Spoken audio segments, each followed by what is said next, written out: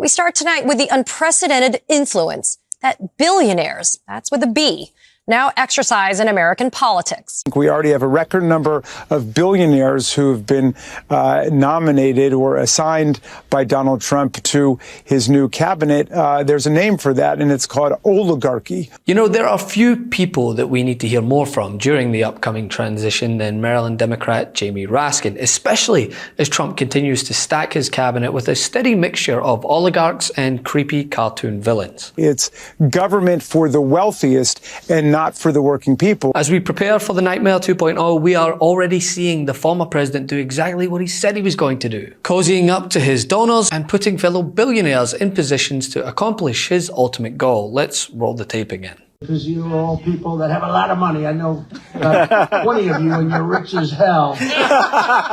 We're going to give you tax cuts. We're going to pay off our debt. We're going to give you tax cuts. We're going to give you tax cuts. We're going to give you tax cuts. We're going to give you tax cuts. I mean, truly how people thought this was a salt of the earth candidate is soaring my blood pressure like I've ate nothing but salt. Donald Trump's first administration was chock full of super rich figures whose combined wealth exceeded $5 billion, I believe, marking an unprecedented marriage of money and executive power. And his second term, as Jamie Raskin points out, is making that look like chump change. More than half a dozen of the Republican president-elect's picks for his incoming administration are either confirmed billionaires or widely speculated to be. And those on the outskirts, well, they're just multimillionaires or centimillionaires. We already have a record number of billionaires who have been nominated or assigned by Donald Trump to his new cabinet. There's a name for that, and it's called oligarchy or plutocracy. It's government for the wealthiest and not for the working people. And I know that was their big pose during the campaign, but America is in for a cold shower here when we see who's really benefiting from the government they're putting into place. So we need to keep our eye on the ball. Donald Trump is putting a record number of billionaires in his cabinet because the only thing that's going to happen when Donald Trump is president is that billionaires are going to steal from the rest of us. Like, that's what the Trump administration is going to be. A massive tax cut for billionaires and millionaires. The wholesale turnover of government to benefit billionaires, while the rest of us get screwed.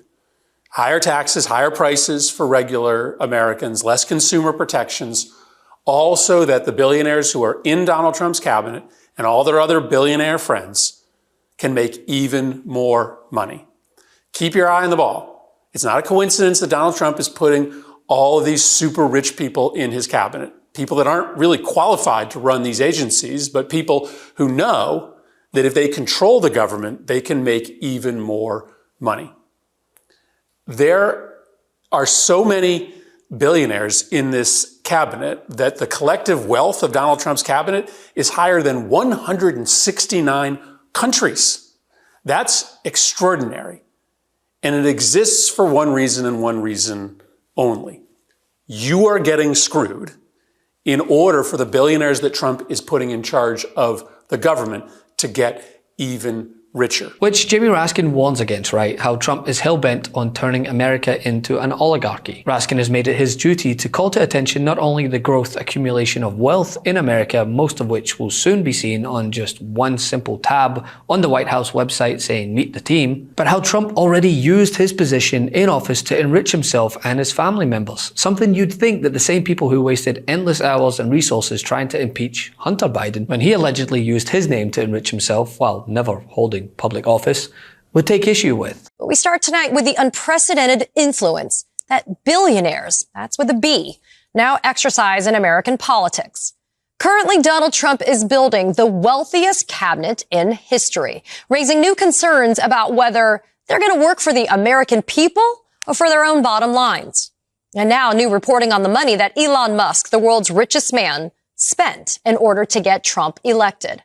The New York Times reporting that Musk spent roughly $250 million in just the final months of the race, which mainly went to his super PAC and other various funds, including his $1 million lottery scheme. Like any good businessman, Musk probably expected a decent return on his investment, and he's definitely getting it. Musk's stake in SpaceX has grown by $60 billion in value since the election.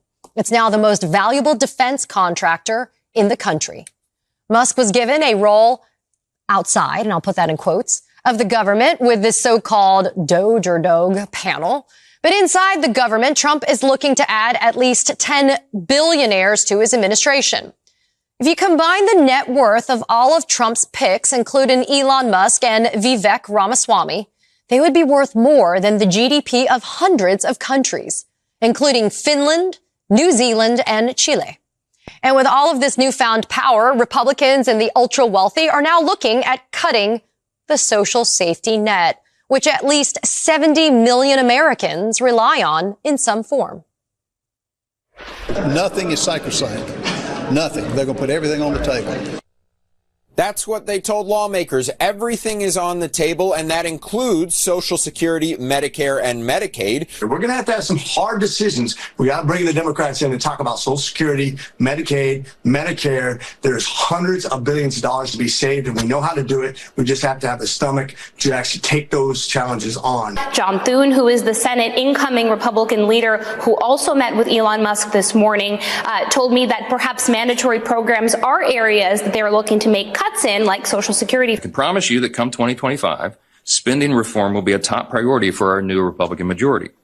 And they're not going to be easy conversations, but they're essential for our long-term survival. And this should alarm all Americans, right? How so many think that the cure to the price of eggs lies in the palm of the people who have accumulated their gross wealth at the expense of everyday workers is a testament to both failures in the media and the spread of disinformation, which is why messaging like this from Jamie Raskin is so important as we prepare for this nightmare to ensue. Congressman Jamie Raskin and other House Democrats issued a 100-page report showing that, quote, as president, Donald Trump accepted more than $7.8 million from foreign states and their leaders, including some of the world's most unsavory regimes.